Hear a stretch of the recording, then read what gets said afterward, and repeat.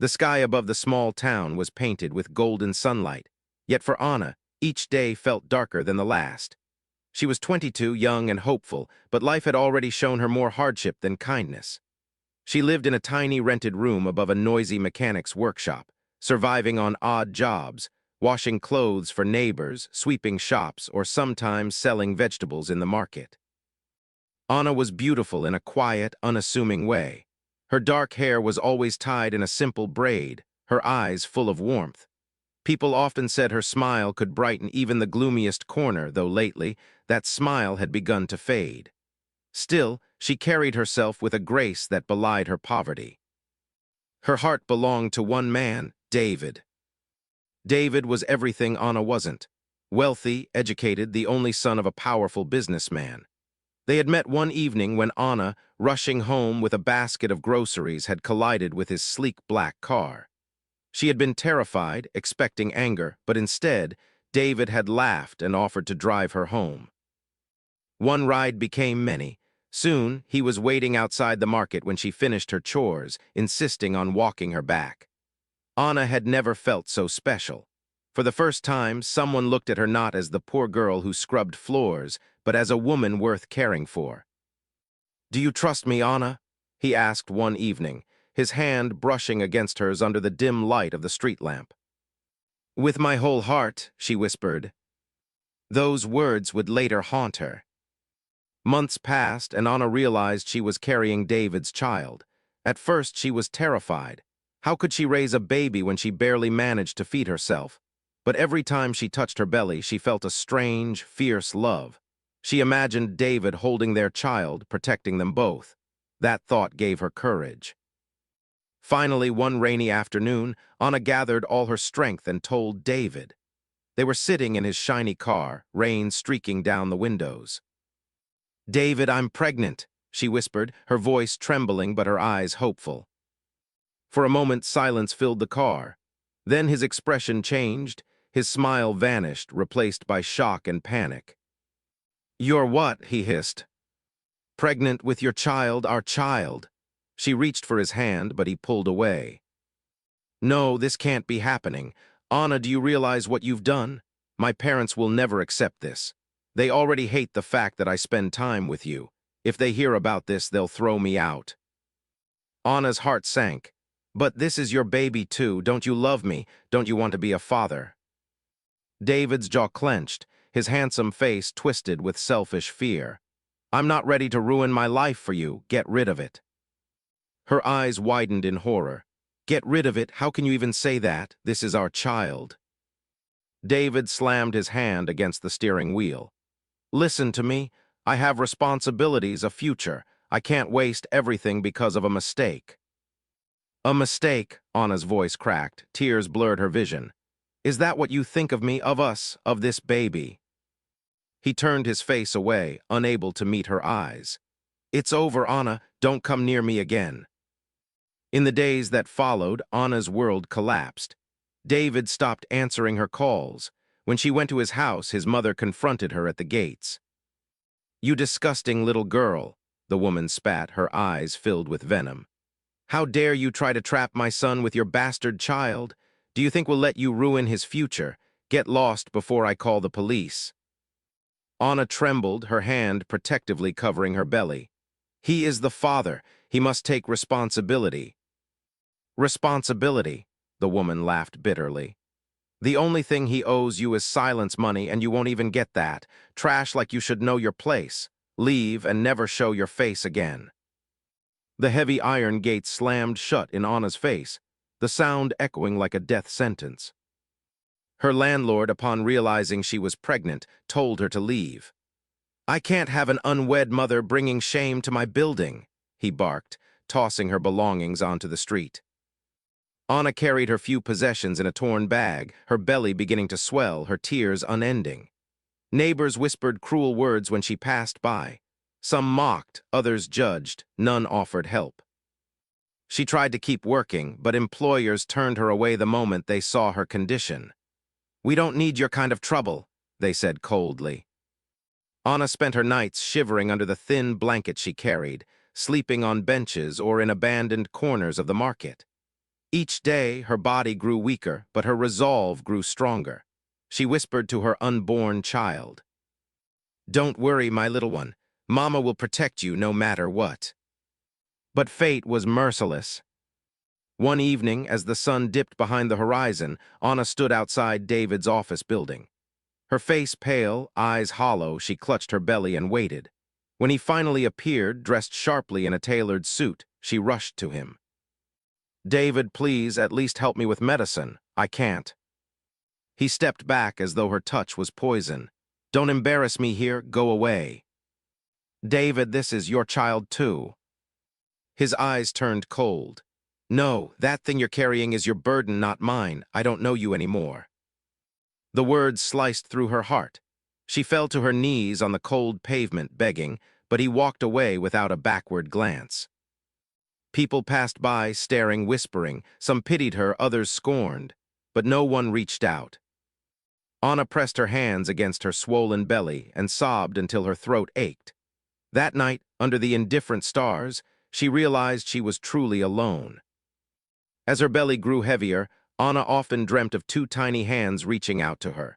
Sometimes she dreamt of two voices calling her Mama. She didn't know why, but she always imagined twins, as if fate had decided her story would be twice as painful, twice as miraculous. One thing she knew: no matter what the world did to her, she would love her children with everything she had. Even if she had to give birth on the streets. The months rolled by like waves of sorrow, each one heavier than the last. Anna's body grew weaker as her belly grew larger. The world seemed to turn its back on her. Shopkeepers chased her away when she asked for food. Strangers spat insults at her for daring to be unwed and pregnant. By the time her 9th month came, she was living under a broken bus shelter on the edge of town. A cardboard sheet served as her bed, and a thin scarf was her only blanket. Still, she whispered every night to her unborn child, humming lullabies her mother used to sing long ago. "Stay strong, my little one. Mama is waiting to hold you. We'll be together soon." It was late at night when the pains began. Sharp, cutting cramps twisted through her stomach and sweat soaked her forehead. She clutched her belly, gasping, as thunder rumbled above and rain began to pour. The streets quickly emptied as people ran for shelter. Anna staggered toward the nearest building, begging for help. "Please, I'm in labor, help me." But a man closed his umbrella and shook his head. "Not my problem." Another woman tightened her coat and hurried past. "Go to the hospital yourself." Anna cried out as another contraction ripped through her body. Her knees buckled and she fell into a puddle, rain soaking her hair and clothes. Lightning flashed, illuminating her terrified face. She crawled under the half-roof of a closed shop, clutching her swollen belly, tears mixing with the rain. Her screams echoed through the deserted street. The pain was unbearable. Every contraction felt like her body was splitting apart. Alone in the cold, Anna screamed into the night as her strength faded. "Please, someone, help me." But no one came. After hours of agony, with the rain pounding and thunder crashing above, Anna felt the final push. A sharp cry pierced the night, a baby's cry. Her trembling hands reached down, pulling the tiny, slippery body to her chest. Her heart stopped for a second. It was not just one baby. Another wave of pain struck, and moments later, a second newborn entered the world. "Twins!" Anna sobbed with joy and exhaustion, clutching both fragile babies to her chest. One cried weakly, the other whimpering softly, their tiny fists clenching as if already holding onto life. "My babies," she whispered, her voice broken. "Mama's here, don't cry, my angels, Mama loves you." She tore a strip from her own skirt to wrap them, shielding them from the rain. Her body ached, blood soaking the pavement beneath her, but she didn't care. For that moment, all that mattered was that her children were alive. Hours passed. Anna drifted in and out of consciousness, shivering violently. She hugged the twins tightly, afraid they might slip away. A faint voice stirred her. "Oh, dear God, what happened here?" Anna opened her eyes to see an elderly woman bending over her. Her hair was gray and wild, her clothes ragged. another soul from the streets. The woman gasped at the sight of the newborns. "Child, you'll kill yourself in this cold. Come, let me help you." She lifted the babies gently, wrapping them in her old shawl, then helped Anna to a corner where cardboard and blankets had been gathered.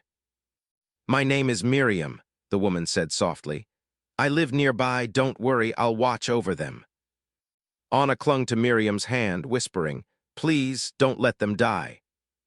"I won't, child, I swear on my soul." For a few days, Miriam helped as best she could. She begged for milk from nearby houses, sometimes succeeding, sometimes returning empty-handed. Anna tried to feed her babies, but her weak body barely produced enough. The twins cried often, their little bodies frail. Anna wept with them, terrified she would lose them. "Stay alive, my angels," she begged, rocking them. "Please stay alive for Mama." But her health deteriorated quickly.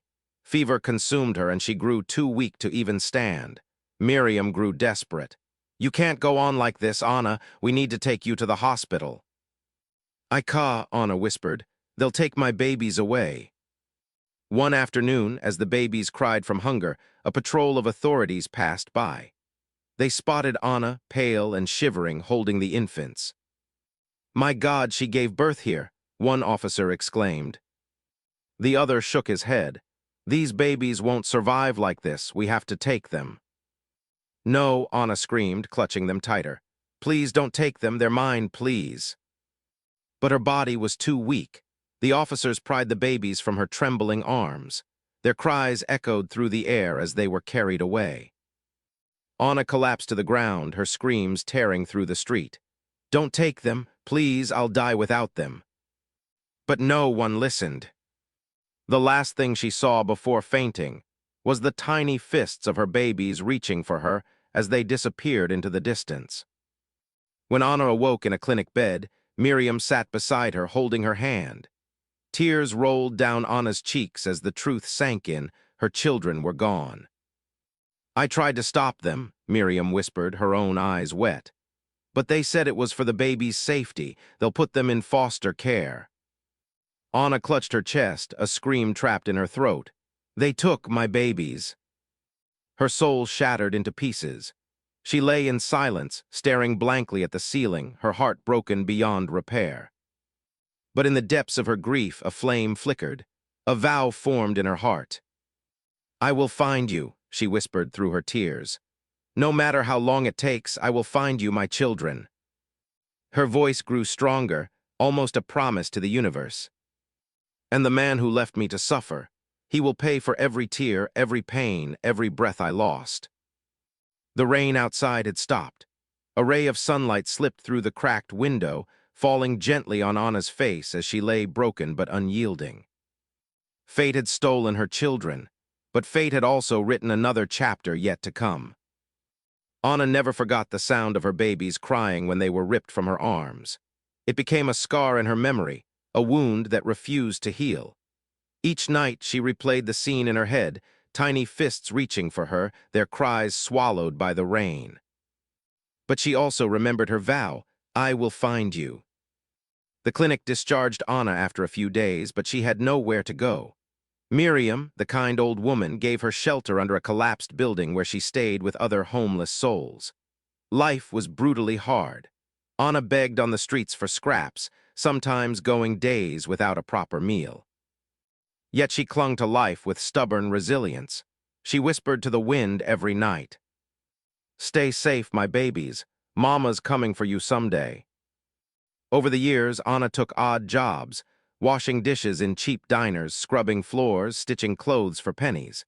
She never earned much, but she saved every coin she could. Her body bore the marks of hardship, calloused hands, weary eyes, and a back bent from endless labor.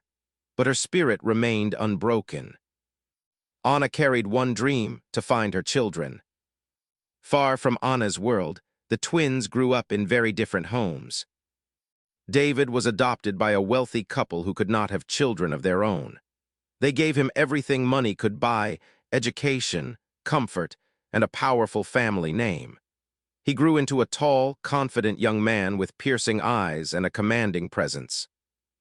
By the time he turned 21, David was already sitting in corporate boardrooms, learning to run his adoptive father's empire.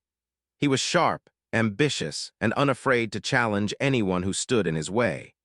People admired his brilliance but also feared his coldness.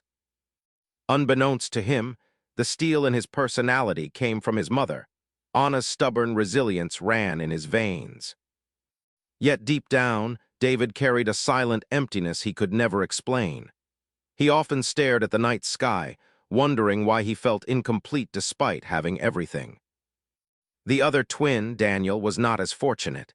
He was moved between foster homes, often neglected, sometimes mistreated. He learned the language of hunger, the ache of loneliness, and the sting of abandonment. But Daniel also grew resourceful. By 18, he was working small jobs, delivering packages, repairing bikes, fixing electronics. He had a gentle nature, kind eyes, and a quiet strength that drew people to him. Unlike David, Daniel didn't rise in wealth, but he carried a heart of gold. He dreamed of building a life where no child would ever feel abandoned the way he had. And just like David, Daniel often gazed at the stars, whispering, "Somewhere, someone out there belongs to me." For 20 years, Anna searched. She asked at orphanages, pleaded with authorities, even begged at adoption agencies. But every door slammed in her face. Records are sealed. Privacy laws you can't know. Move on with your life. But she never moved on. Every coin she earned went into her search. Bus fares to different cities, bribes to clerks who might share information, payments to investigators who often cheated her. She lived in poverty, but her heart was rich with determination. On nights when despair threatened to consume her, Miriam reminded her, "Child, don't give up. If God allowed your babies to live, he'll bring them back to you." Anna clung to that hope like a lifeline. One evening, as Anna walked past a tall glass building downtown, she froze. Through the wide windows of the lobby, she saw a young man in a suit speaking confidently to a group of people. Her breath caught, his jawline, the way his eyes flashed. It was as though she was looking at a reflection of her own youth. Anna pressed her trembling hand against the glass. My son." The man turned slightly, and for a moment his eyes flicked toward the window. Their gazes met. Anna felt her heart lurch. There was a pull, something she couldn't explain. But before she could move, security guards pushed her away. "Keep moving, beggar. Don't stand here." Anna stumbled back, tears blurring her vision. She didn't know his name, but in her heart she was certain one of her babies was alive. Inside, David couldn't focus. Something about the old woman outside unsettled him. Her eyes, they mirrored his own. For days afterward, he couldn't shake the feeling. "Why do I feel like I've seen her before?" he murmured. But he buried the thought under piles of work, refusing to let it distract him. Yet that night, as he sat alone in his penthouse, he found himself whispering, "Who are you?" Meanwhile, Daniel worked at a small repair shop across town. One afternoon, he was delivering a fixed radio when he saw Anna sitting by a church, her face thin but her eyes bright with hope. She was asking people for help again. Most ignored her, some mocked her. But Daniel stopped. Something in her weary smile tugged at his heart. "Are you okay, ma'am?" he asked softly. Anna looked up, startled. His kind eyes, the way he tilted his head, it was like looking at her late husband's face when they were young. Her heart clenched. Could it be? I'm fine," she whispered, though tears brimmed. Daniel handed her a piece of bread from his bag. "Here, you look like you need this more than me." Anna took it with trembling hands. Their fingers brushed, and a strange warmth surged between them. For a moment, both of them felt it, something invisible but undeniable. The twins didn't know each other yet. Anna didn't know the truth yet. But life had started moving pieces on the board. David's restlessness, Daniel's kindness, Anna's undying search. Threads of fate were pulling them closer, weaving them toward a reunion that would shatter the silence of 20 years. Anna often whispered into the night, My children, wherever you are, come back to me." And somewhere, both David and Daniel felt an ache in their hearts, as though someone was calling out to them from far away. The city was preparing for one of its biggest charity galas, hosted by the wealthy Grant family, David's adoptive parents. It was an event where the richest paraded their wealth while pretending to care for the poor. Anna had heard whispers of the event. She had no invitation, of course, but something inside urged her to go.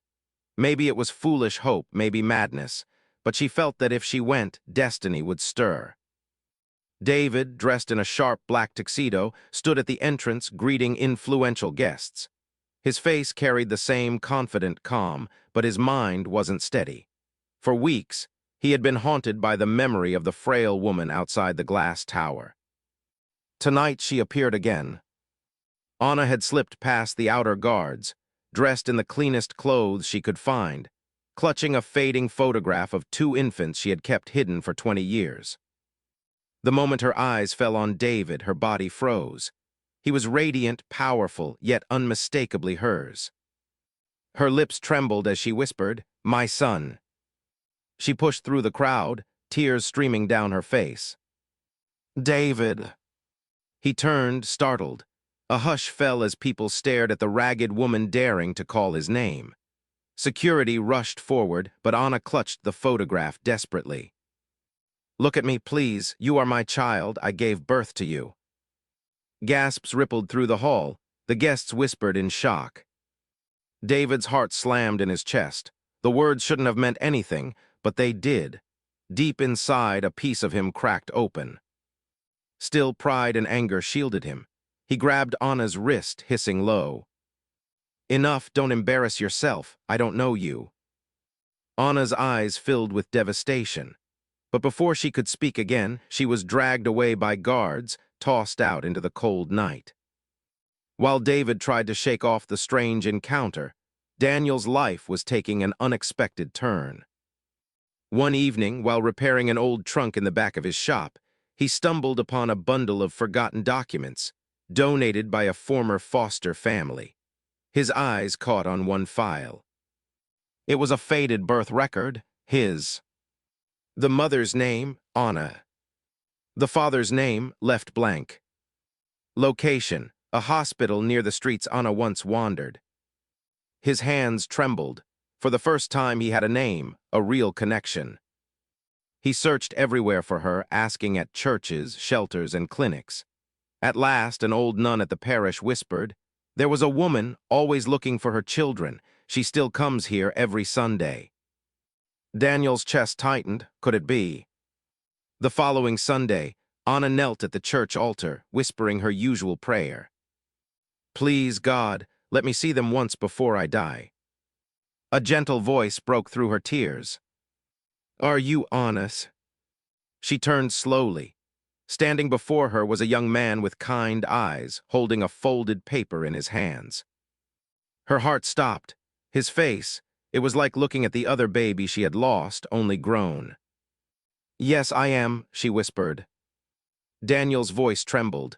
"Then I think you're my mother." Anna gasped, her hands flying to her mouth. She staggered forward, clutching his shoulders, scanning his face as if afraid it was a dream.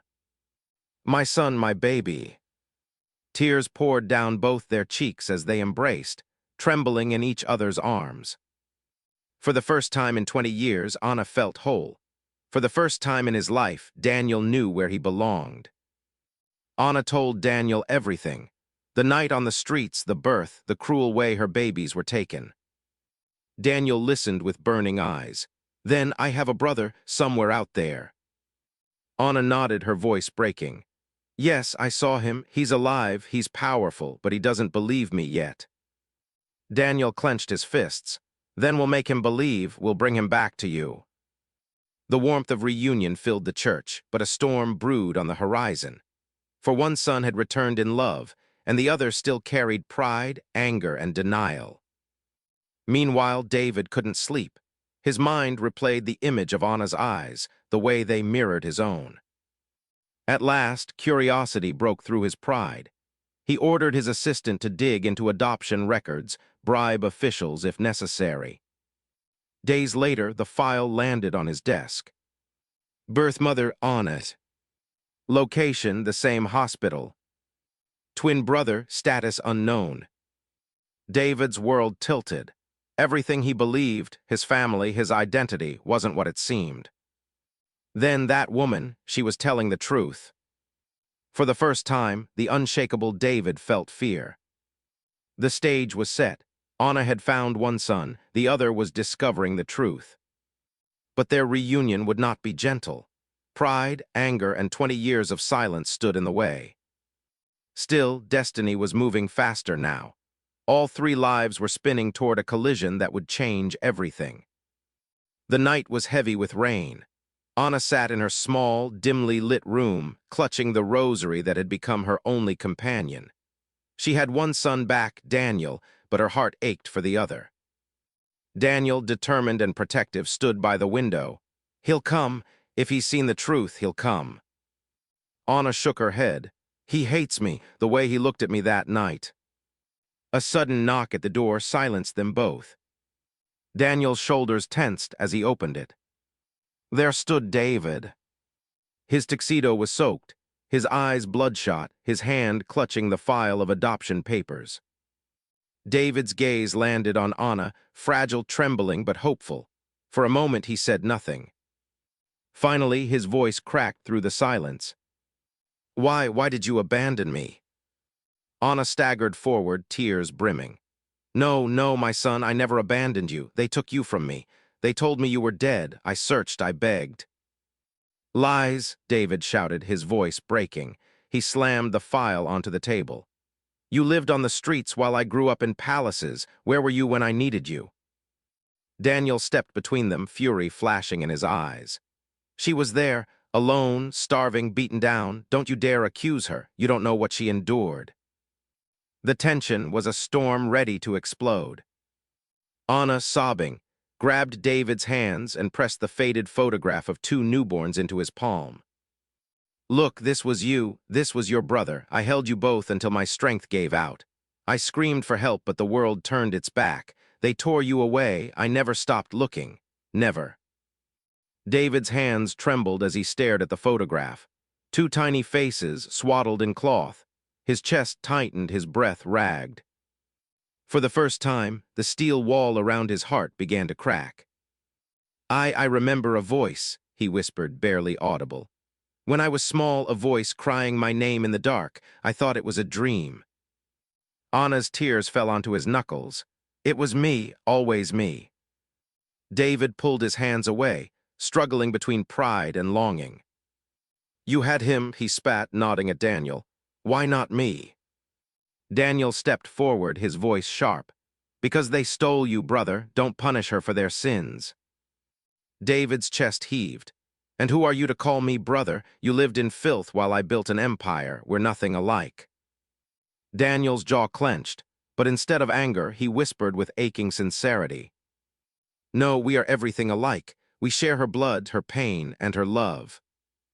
The words cut through the storm in David's soul.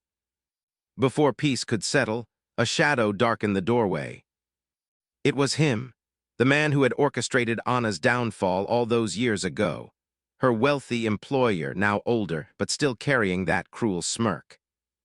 Well, he drawled, leaning on a cane. "What a touching little reunion." Anna froze, fear flashing in her eyes. David stiffened, recognizing him as one of his father's business associates. "You," Anna hissed, voice trembling with rage. "You destroyed my life, you stole my babies." The man chuckled coldly. "And look how well one of them turned out. You should be grateful." David's fists clenched. Suddenly, puzzle pieces clicked in his mind. The forced adoption, the lies, the strings pulled in shadows. "You," David whispered, his voice laced with venom. "You knew, you profited from it." The man shrugged. Business is business. For years, David had buried his anger beneath arrogance. But now, standing beside the woman who gave him life, that fury had a purpose. He stepped toward the man, eyes blazing. "You think power protects you. It doesn't, not anymore." The man sneered, but his confidence faltered under David's gaze.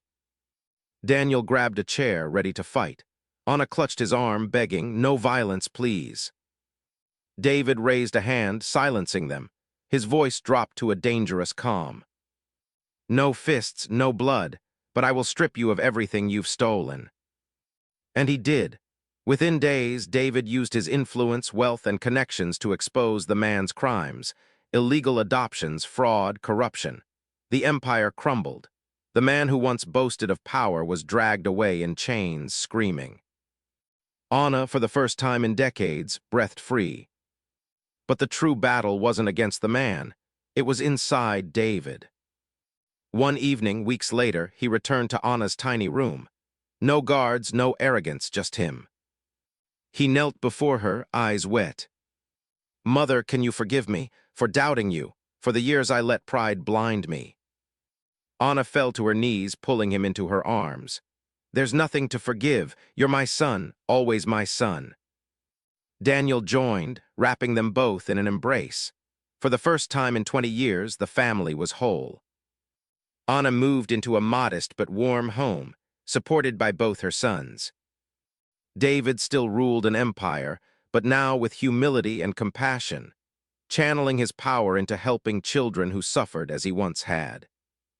Daniel expanded his workshop into a company, side by side with his brother.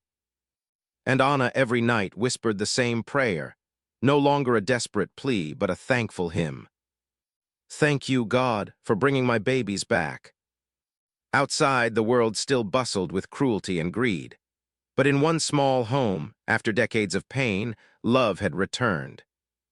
At last, the mother who was forced to give birth on the streets had her children by her side. And the sons who were stolen had come back, not as victims, but as men strong enough to rewrite their destiny.